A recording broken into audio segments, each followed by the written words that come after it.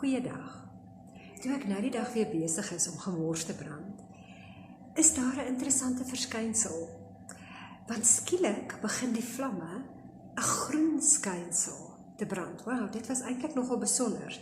Ek het besef dat daar seker iets ergens olierigs of een of ander chemiese middel is wat ergens tussen hierdie vuilgoed beland het en wat hierdie interessante, maar pragtige kleur veroorsaak.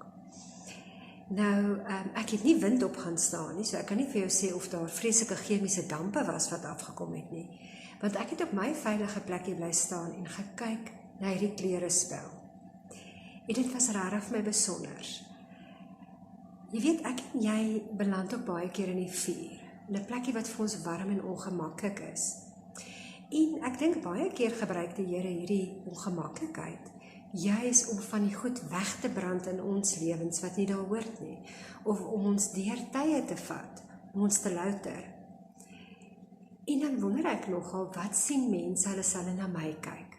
Miskien is ek besig om iets toksies te hanteer, en daardeur te brand.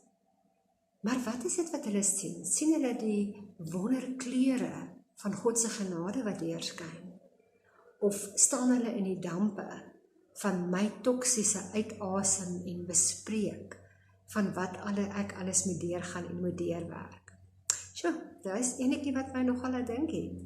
Wat sien jy as jy na my vuurtjie kyk? Mooi bly.